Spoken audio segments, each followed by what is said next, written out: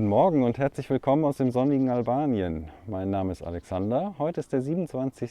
September 2021. Ich befinde mich gerade in dem kleinen Ort Cologne und fahre jetzt weiter Richtung Vlora. Und wenn du wissen willst, wie weit ich heute komme und was ich dabei alles sehe, dann bleib dabei.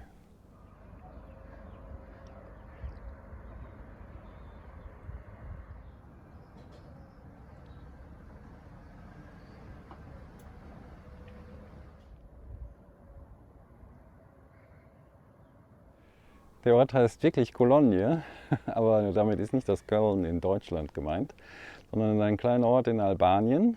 Mein Hotel, das Hotel Nature, befindet sich hier auf einem Berg oberhalb der Ebene. Den musste ich gestern Abend noch rauf zum guten Schluss. Bin dabei ordentlich ins Schwitzen gekommen, aber ich hatte hier einen sehr netten Aufenthalt, habe gut gegessen abends. Die bauen hier ihr Gemüse selber an und es war wieder toll. Ja, heute geht es wie gesagt Richtung Vlora. Das ist ein Ort an der Küste, kurz bevor es dann in die Berge geht. Das sollen so 60 Kilometer sein, das müsste eigentlich zu schaffen sein. Aber man weiß ja nie, was alles kommt, deswegen bleibt dran. Ich fahre jetzt erstmal auf so einer Teerstraße, die parallel zur Hauptstraße etwas entfernt davon führt. Und ich hoffe, das bleibt auch erstmal so. Sieht ganz gut aus auf der Karte. Zum Schluss muss ich allerdings trotzdem wieder auf die Hauptstraße. Aber da verläuft dann parallel eine Autobahn. Ich weiß nicht, warum sie da so ein Stück davon gebaut haben, aber sie haben es. Ich hoffe, dass die dann den Verkehr so weit aufnimmt, dass es dann auf der Hauptstraße nicht mehr so voll ist. Ja, da unten verläuft die Hauptstraße. Ich weiß nicht, ob die jetzt hier schon vierspurig ist. Aber die fahre ich jetzt erstmal nicht. Es ist sehr dunstig heute Morgen. Es war auch Morgenrot, was eigentlich in Deutschland würde man sagen Morgenrot, Schlechtwetterbot. Aber es soll bis Freitag eigentlich gut bleiben. Dann ist Regen angesagt, aber ob das dann wirklich kommt, man weiß es nicht. Ja, aber es ist auch schon relativ warm, was mir persönlich sehr gut gefällt. Ich mag es warm, ich mag es nicht kalt, deswegen bin ich hier. Ab und zu sieht man mal so Flächen, wo es so aussieht, als hätte es da mal gebrannt. Die Qualität des Straßenbelags ist, ich sag's mal so, suboptimal auf den alten Straßen hier. Auf den neuen Straßen, auf der Hauptstraße top. Aber hier, naja, hier gibt es halt keine Schlaglöcher, hier gibt es Schlagkrater. Hier wird es jetzt wieder fahrbar.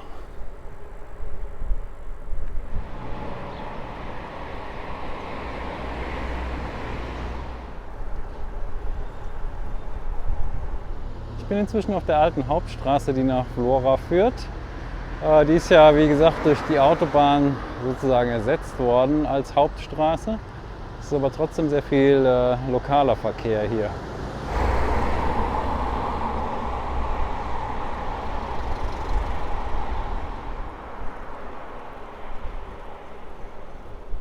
Ja, so sieht es hier aus auf der Straße. Ganz schön abenteuerlich. Ich bin anscheinend aus der Ebene raus, denn jetzt wird es deutlich hügeliger. Ich musste gerade eben so einen ganz geraden Anstieg hoch, hat aber gut geklappt. Zum Glück kam kein Lastwagen von hinten, dem ich im Weg war. Ja, wenn einer kommt, die hupen meist und dann fährt man ganz schnell in den Graben am besten.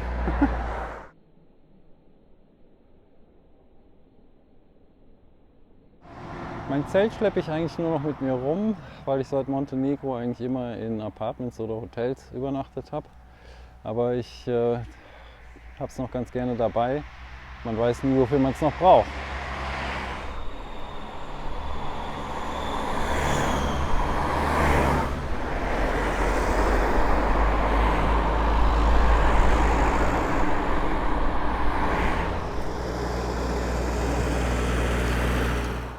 Ja, hinter mir ist jetzt gerade eine Abzweigung auf die Autobahn nach Vlora und jetzt ist die Straße plötzlich wie ausgestorben. Aber ich denke, im nächsten Ort geht das Chaos wieder los.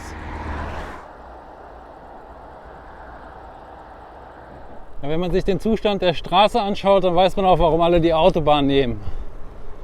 Das ist jetzt hier noch harmlos.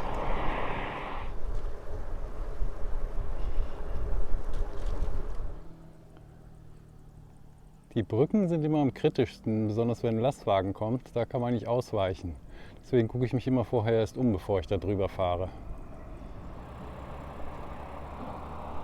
Und da kommt natürlich schon einer. Ich glaube, Cheated heißt zu verkaufen. Ja, was wohl so eine Ruine kostet hier in Albanien.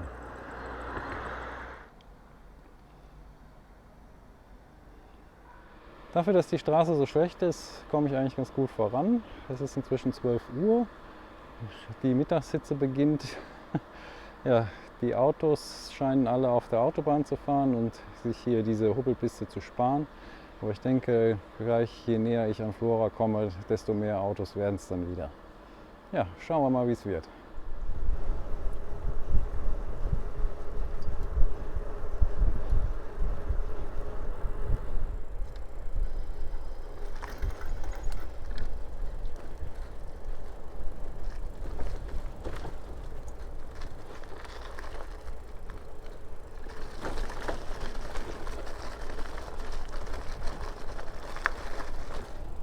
Ja, so sieht's aus hier.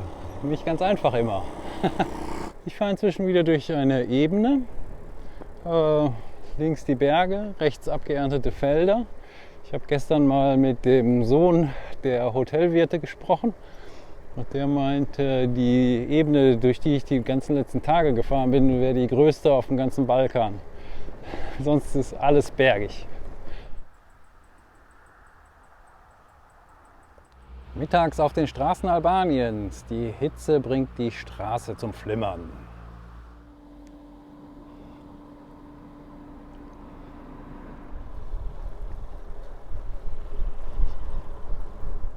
Ja, was das für ein Gewässer ist, weiß ich jetzt nicht genau. Auf der Karte sieht es aus, als wäre es ein Binnengewässer. Aber das kann ich jetzt nicht sagen.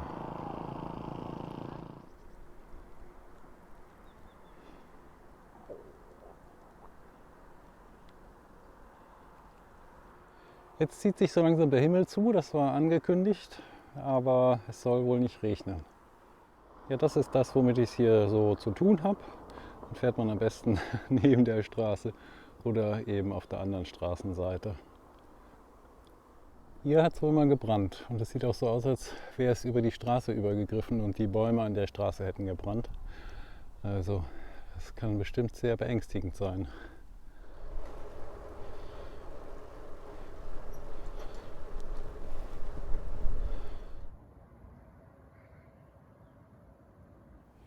Da unten liegt Vlora, da will ich jetzt hin und dahinter sind die Berge, über die ich morgen rüber muss. Oh yeah! Ja, und mit sowas muss man rechnen, wenn man hier bergab fährt. Also schnell fahren geht nicht.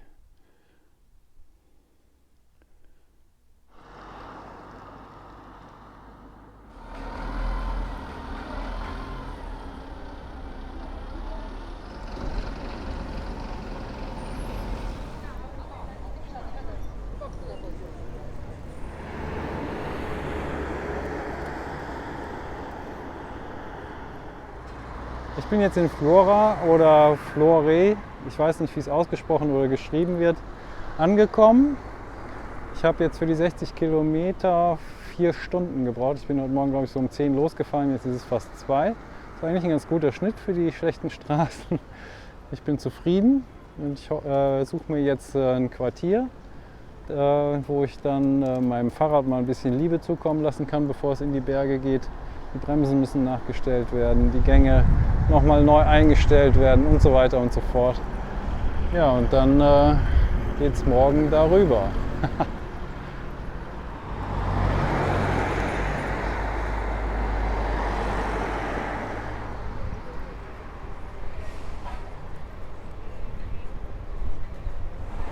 So wird der Ortsname hier geschrieben. In meiner Karte steht Vlora, deswegen habe ich das mal gesagt.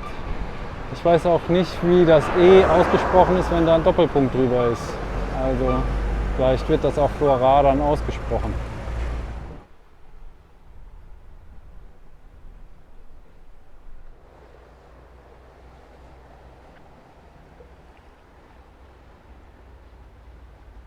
Was für eine Aussicht. Super. Also davon kann man ja nur träumen. Ich glaube, das ist auch ein Traum.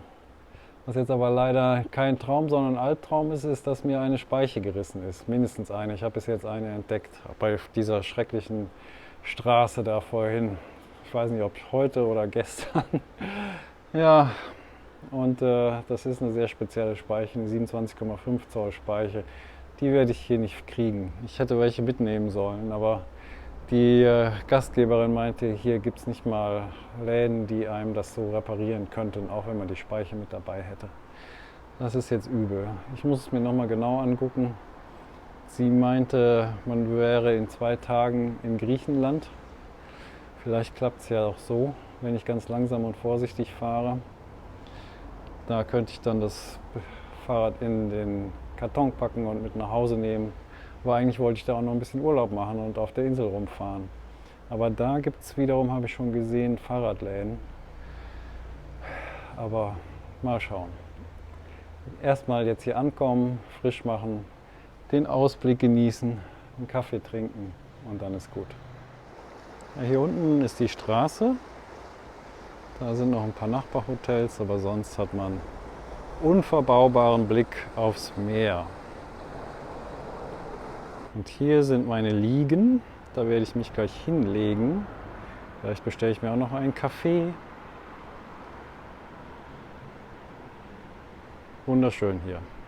Das ist das Blue Dream Hotel in Flore. Und das ist wirklich ein Traum.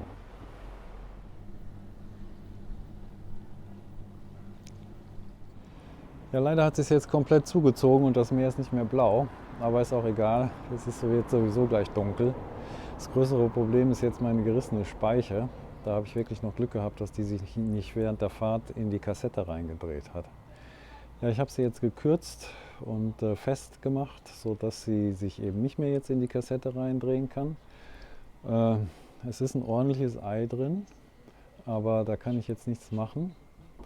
Es gibt ja einfach keine Läden, die sowas in Ordnung bringen. Bis Sarandé, also von da, wo man übersetzt nach Korfu, sind so ungefähr 70 Kilometer. Das müsste ich mit den Bergen in 2 Tagen schaffen. Ich weiß jetzt allerdings nicht, ob das jetzt eben mit diesem Ei auch funktioniert. Muss ich ganz, ganz vorsichtig fahren und darf durch kein Schlagloch und über keinen Bordstein fahren. Ja, so sieht's aus. Ich bekomme hier gleich noch Essen. Ich lasse mich jetzt einfach nicht unterbringen. Ich kann jetzt auch nichts machen. Ich muss es einfach jetzt versuchen. Und vielleicht kann ich es ja auf Korfu reparieren lassen. Aber es ist halt eine 27,5 Zoll Speiche. Und dafür wird es schwierig sein, Ersatz zu bekommen. Ich werde versuchen, morgen schon mal da anzurufen. Vielleicht können die ja was bestellen. Mal schauen. Es wäre schade, wenn ich da auf Korfu nicht noch mehr rumfahren könnte, weil das war eigentlich mein Ziel, auf Korfu Urlaub zu machen und mich da ein bisschen zu erholen. Ja, wenn du jetzt wissen willst, wie es morgen weitergeht, ob ich es schaffe, mit diesem Ei wenigstens ein paar Kilometer weit zu kommen, dann abonniere jetzt den Kanal und schalte auch das nächste Mal wieder ein, wenn es heißt, ich kam, ich sah, ich filmte. Tschüss!